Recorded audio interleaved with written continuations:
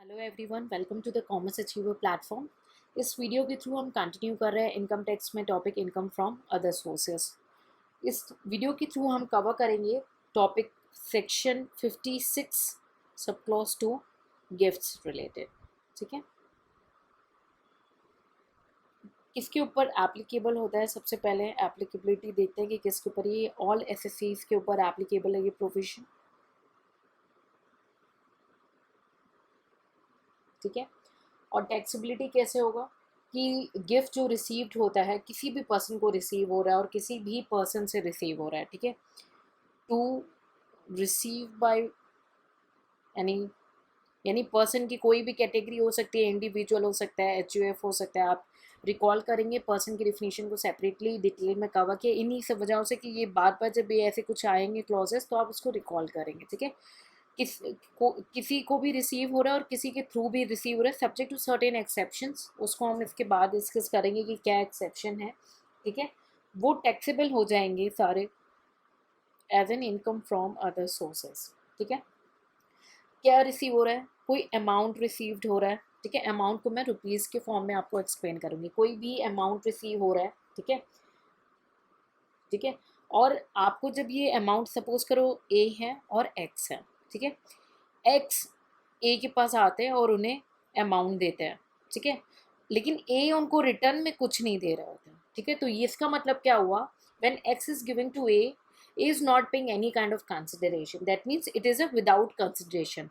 तो ए को जो रुपीज़ मिल रहे हैं, जो अमाउंट मिल रहा है, वो विदाउट कंसिडरेशन मिल रहा है। ठीक है, तो जब ये अमाउंट मिल रहा है, ये वाला जो अमाउंट ए को मिल रहा है, ठीक है, इसकी एग्रीगेट वैल्यू, एग्रीगेट माने कई बार क्या होता है टैक्सेबिलिटी से बचाने के लिए टुकड़ों टुकड़ों में कई बार पैसे देते हैं। ठीक है, तो इसकी एग्रीगेट वैल्यू अगर एक्सीड कर रही है 50,000, ठीक है, एक्सीड कर रही है, इक्वल टू और लेस देन नहीं देखना है, प्लस में देखना है। ठीक है, एक्सीड कर रही है 50,000। ठीक है, तो ये जो होल एग्रीगेट अमाउंट है, ठीक है, ये टैक्सेबल हो जाएगा। ठीक है, एक एग्जाम्पल मैं आपको बताना चाहूँगी। सेम कंटिन्यू करते, ए है और एक्स है। ठीक है, सपोज करो ए ने इसको पहले 20,000 दिए, एक्स ने ए को दिया, फिर उसके बाद कुछ दिन बाद दिए 10,000 या कुछ मंथ्स के बाद 10,000 दिया। फिर वाई से भी ए को मिला है से 10,000 और जेड से मिला है 20,000। ठीक है, ए को एग्रीगेट में कितना मिला है? 2, 3, 4, 5, 50,000। लेस देन, ये मोर देन तो है नहीं 50,000 एग्रीगेट वैल्यू, लेस देन है तो ये तो एग्जेम्प्ट हो जाएगा, टैक्सेबल नहीं होगा।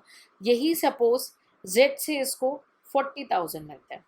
ठीक, तो 4, 5, 6, 7, 8, 80,000 मिल रहा है, एक्सीड है 50,000, तो ये पूरा 80,000 जो है टैक्सेबल हो जाएगा अंदर income from other source. I hope आपको क्लियर हो गया हो। ठीक है, चलिए नेक्स्ट प्रोविजन को देखते हैं।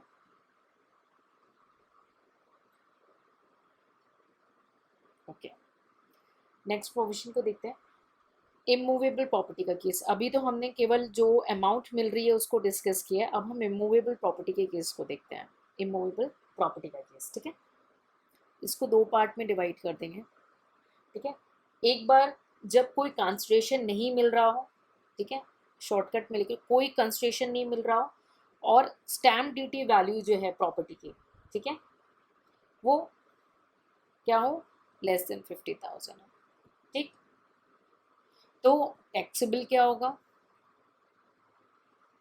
स्टैम्प ड्यूटी वैल्यू, पूरी पूरी स्टैम्प ड्यूटी वैल्यू जो है वो टैक्सेबल हो जाएगी। ठीक है, और अगर कंस्ट्रेशन है बट इनएडिक्वेट कंस्ट्रेशन है, सपोज करो प्रॉपर्टी की वैल्यू हो रही थी 32 lakhs और इन्होंने डाउन करके दिखा दी उसको से 10 lakhs और 12 lakhs, तो इनएडिक्वेट कंस्ट्रेशन है, एक रियल कंस्ट्रेशन नहीं है। ठीक है, और स्टैम्प ड्यूटी वैल्यू एक्सीड कर रहा है, इसमें भी जैसे एक्सीड कर रहा है तो स्टैम्प ड्यूटी वैल्यू जो है सॉरी एक्सीड कर रहा है ₹50,000, सेम विद दिस। ठीक है, इसको प्लीज़ करेक्ट कर लेंगे 50,000। ठीक है, तो क्या टैक्सेबिलिटी अराइज हो जाएगी? स्टैम्प ड्यूटी वैल्यू माइनस जितनी उन्होंने कंस्ट्रेशन ऑलरेडी पे करके रखी है, डिफरेंस। एक तरीके से देखिए, यहाँ तो कुछ नहीं पे किया था इसलिए full stamp duty value taxable हो गई, लेकिन यहाँ थोड़ा पे किया था तो जो पे किया है उसको माइनस करने के बाद बैलेंस को इनकम फ्रॉम अदर सोर्स मान लेंगे। ठीक है, अब ये हो गई आपकी इमूवेबल प्रॉपर्टी।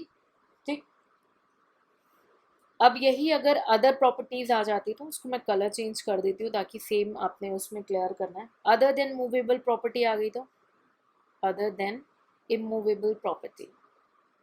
ठीक है, अगर इमूवेबल प्रॉपर्टी के अलावा, तो अगर इस क्लॉज में फॉल कर रही है, सेम इस क्लॉज में कि विदाउट कंस्ट्रेशन, कुछ भी कंस्ट्रेशन नहीं दिया, रिटर्न में नहीं दिया और एसडीवी 50,000 से है, तो इस केस में फेयर मार्केट वैल्यू जो है इनकम फ्रॉम अदर सोर्स हो जाएगा। ठीक, और अगर कुछ कंस्ट्रेशन दिया है, वो भी इनएडिक्वेट कंस्ट्रेशन दिया है और यहाँ पे फेयर मार्केट वैल्यू एक्सीड कर रही है ₹50,000।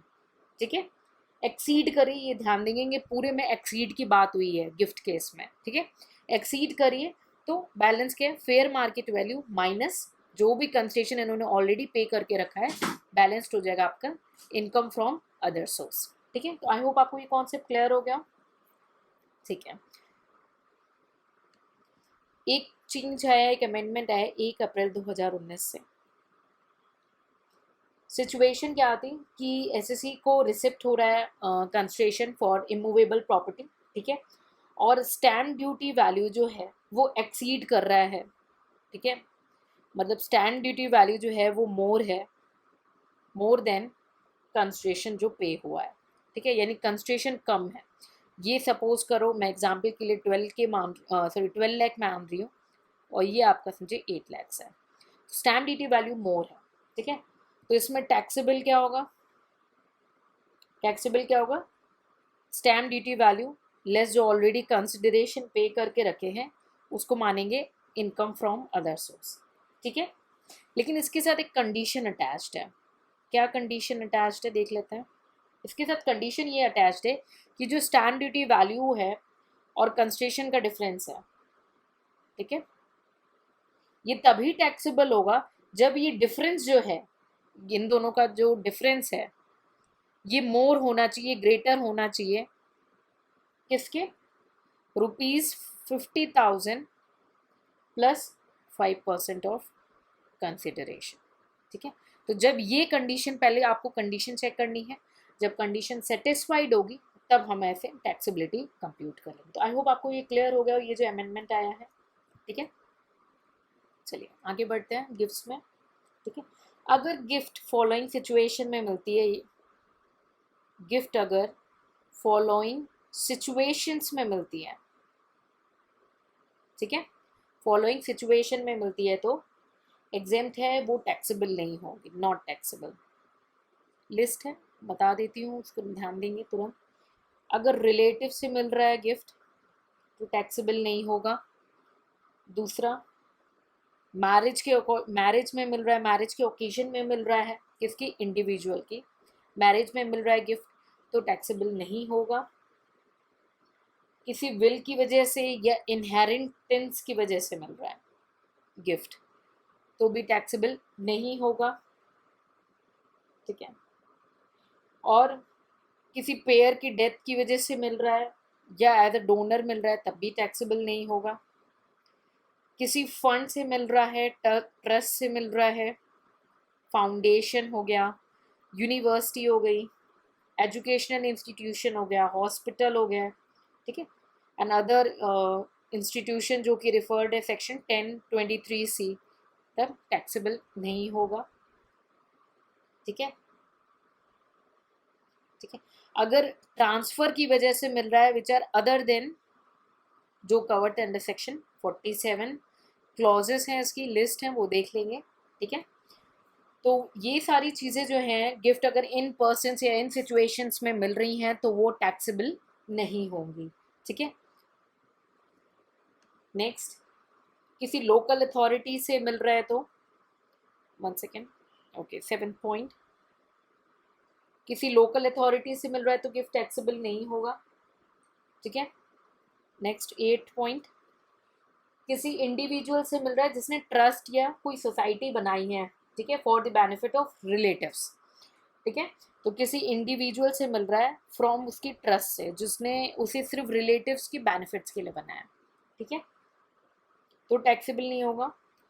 ठीक है, किसी ट्रस्ट से मिल रहा है जो कि रजिस्टर्ड है अंडर सेक्शन 12AA के अंदर।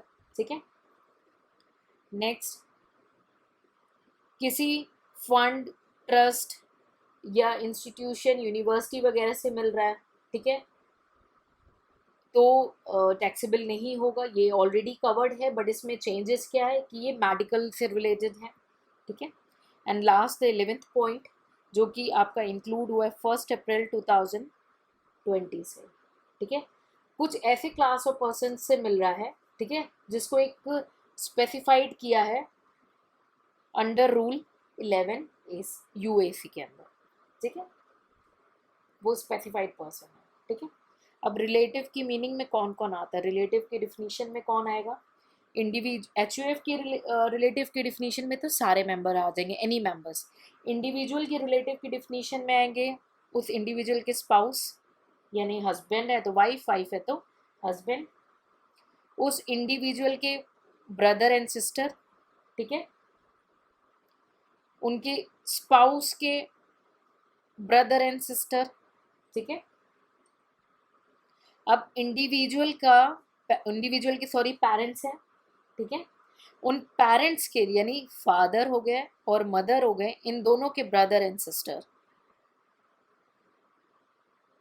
ठीक है, और कोई भी उनके लीनियर आपके डिसिडेंट और एसिडेंट, ठीक है, और इन सारे लोगों के रिस्पेक्टिव स्पाउसेस, ठीक है, ये आपके फॉल करते हैं रिलेटिव की डिफिनीशन में।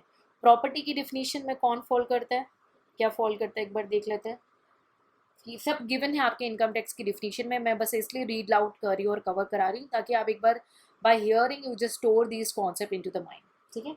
सो प्रॉपर्टी की डिफिनीशन में आपकी आती है immovable property, both land and building और बोथ, ठीक है, आपके शेयर्स आ गए, सिक्योरिटीज आ गई, ज्वेलरी आ गई, आर्कियोलॉजिकल कलेक्शंस, ड्राइंग आ गए आपके, पेंटिंग्स आ गई, sculptures, any work of art, ठीक है, और बिलियन, ठीक है, ये आपकी प्रॉपर्टी की डिफिनीशन में फॉल करते हैं। तो this is all about the gift which we dealt as per section 56 sub clause 2। एक लास्ट पॉइंट है जो कि कवर्ड है सेक्शन 59 में, ठीक है, उसको कवर करा देती हूँ इसी लेक्चर के थ्रू, और इसके थ्रू आपका एक्सप्लेनेशन पोर्शन जो है on the income from other source cover हो जाएगा।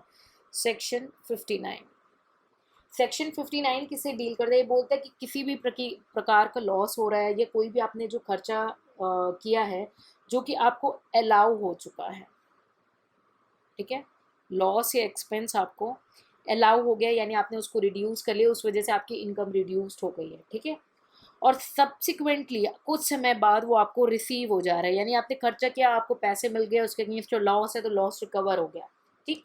तो जब वो रिसीव हो रहा है तब वो टैक्सेबल हो जाएगा, ठीक है। कब टैक्सेबल होगा, उस प्रीवियस ईयर में जिस ईयर में रिकवरी हो रही है, ठीक है, same taxable under income from other source. This is only the point which explain the section 59, ठीक है। तो I hope you are clear with both the section 56 sub clause 2 relating with the gift and section 59, ठीक है। So with this we are completing the chapter of income from other source and all the sources heads of income, and in case of an individual we are dealing and all other sources.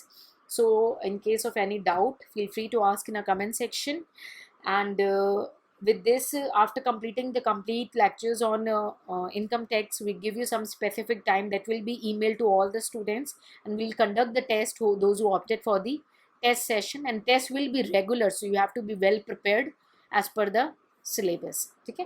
So take care, all the best, see you in the next lecture.